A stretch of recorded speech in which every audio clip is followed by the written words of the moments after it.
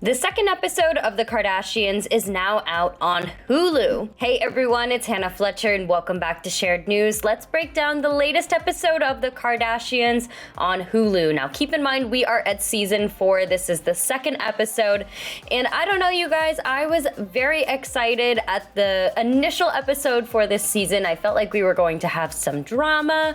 And now I'm feeling like we're kind of hitting that rundown lull period that we hit when it came to the last season.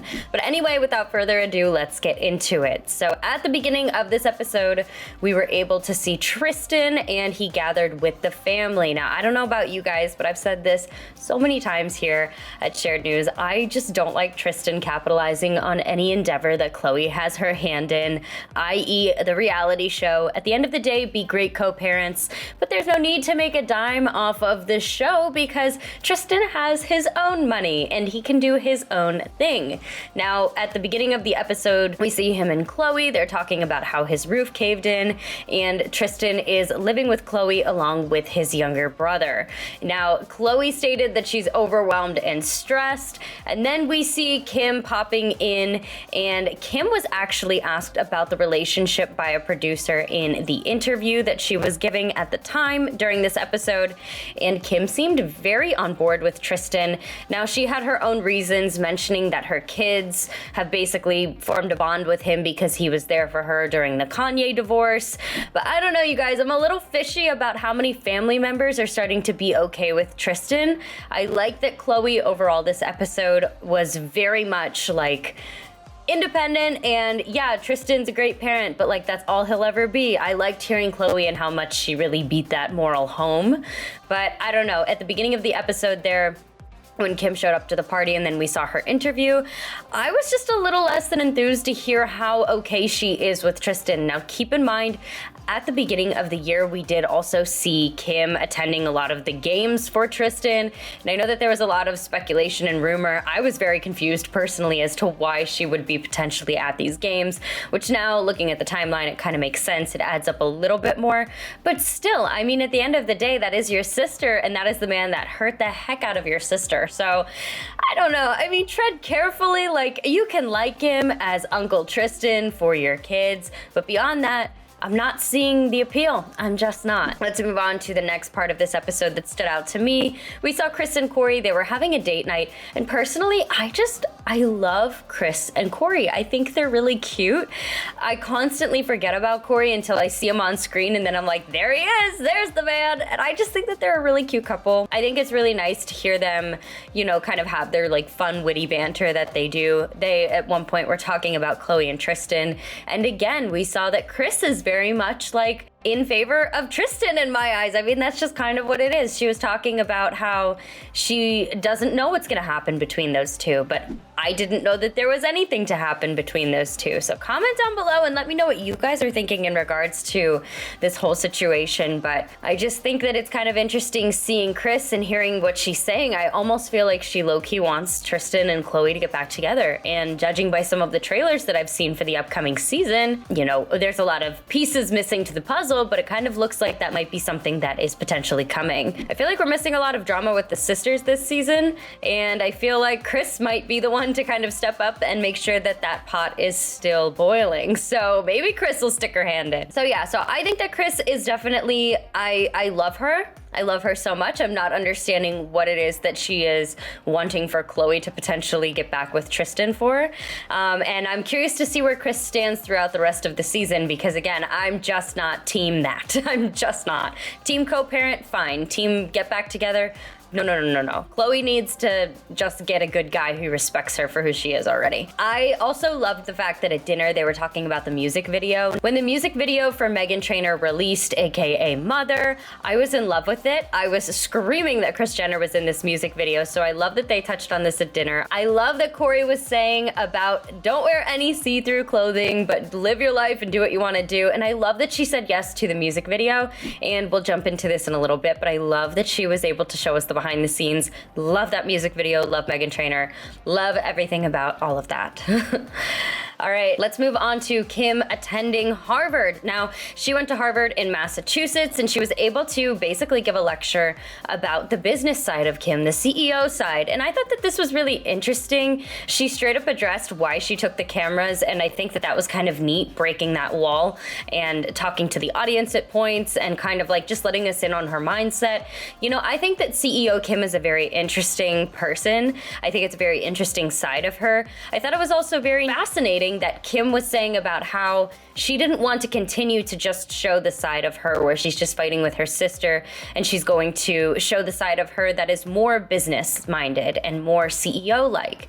And I think that this is a very admirable side of Kim to show, and I think that this is really great that she was able to take the cameras to this opportunity where she was able to speak to a class and answer questions, and ultimately it was Get to Know Kim Day at Harvard, and I think it was really great. But my fear is for this show was raised and bred on, slash the Kardashian brand. The Kardashian reality brand was raised and bred on the idea of the sisters duking it and fighting. So I'm really curious to see how people continue to respond if we're really not shown a lot of what the whole premise of this show was built upon.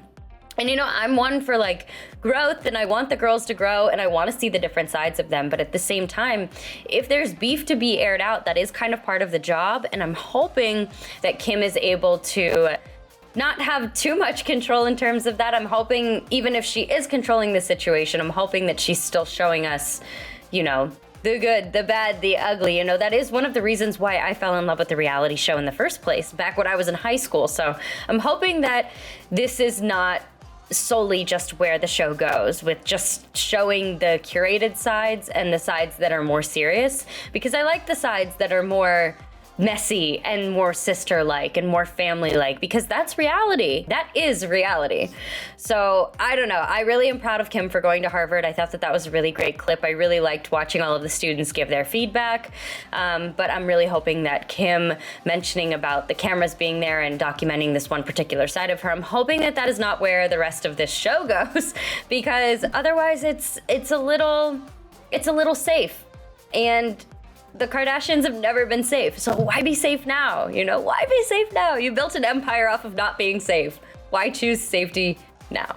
The next piece of the episode that stood out to me is where we saw Chloe, and she was in the Century City Mall, which is right down the road from where I'm at, which I think is really neat. And she was in the mall talking about the progress of Good American. She's trying to open up several stores this year, and ultimately it looks like, due to a bunch of different outstanding factors that are very much out of her control, it is not going in accordance to plan. Now, overall, she did articulate that she's trying to open about 50 stores, but she's trying to get the first few up and running to be able to really lay the groundwork and foundation for what the rest of the stores opening will end up looking like. Now, I was very excited to see the fact that Chloe is opening stores. I think that that's a really unique business venture, you know, taking it from this online platform to an actual brick and mortar type of structure. That's huge. Also, the fact that like malls are kind of a dying thing nowadays. I feel like having somebody that has a lot of influence and having a very influence-driven store is a good marketing technique to ultimately save malls. But I don't know, you guys. I'm really hoping that everything was a go. I hope that she was able to successfully open these stores so she's able to open more. I myself, I've never actually shopped Good American. I have seen a lot of their clothing. I think it's very cute. I can't ever time it out to where when I buy, I try to get like good sale prices, or I try to buy in bulk. So with Chloe, I'm definitely gonna buy from Good American, but it's gonna be one of those things where it's like, it's a treat, you know. Her pricing is a little bit on the higher end for I feel like most people that are in her target audience. However, I'm really excited to see the fact that this is opening, and to hear that there are supposedly 50 stores in the works in the grand scheme of things over the course of the next however many years. I think that that's a really great goal. And I'm wondering too, do you guys think that her sisters are going to follow in her footsteps? Do you think that there will be a Lemmy store or a Poosh or Skims or Skin, or even, you know, will there be physical locations of maybe Kylie's brand? You know, we don't really see that from anybody else. We see different brands of the Kardashians and the Jenners being sampled in stores, but we don't actually see anybody have their own store. I think Khloe's the first to do that, and I think that's really neat. So I'm glad that she took us behind the scenes of that as well. And I really am excited to see what it turns out to be and to learn more about this business venture too with Khloe. All right, and then the next piece of this episode that really stood out was the Mother music video. Kris Jenner rocked it. She looked so good. I loved seeing Meghan Trainor, and I love seeing all of the behind the scenes. Again, when this music video came out, I knew in the back of my mind, I was like, they're going to cover this on the Kardashians, and this is what I'm here for. I was so excited when I saw that this was going to be featured in this episode. I think that Kris killed it. Thank You Next just set the bar for her to be able to just have any iconic cameo in any music video that she wants to, in my eyes. I think that she did a really great job, and I love how she praised Meghan Trainor, and I love also that she was really talking about the music industry and giving it props. You know, making a music video is very hard. It's something that not a lot of people understand. Even I don't fully understand it. I watch a lot of videos, I watch a lot of behind the scenes. I know that it's very tedious, and I'm sure you guys do too. So for Kris to be able to really give credit where credit's due like that, I think is very nice of her. And I love that she was able to show us what everything looked like. Now, Kim did say that she thought that Kris was going to tank overall, but she was very pleasantly surprised when she didn't. And I don't know, if Kris Jenner were my mom, I wouldn't think that she'd be tanking for a second. Kris has enough team and support.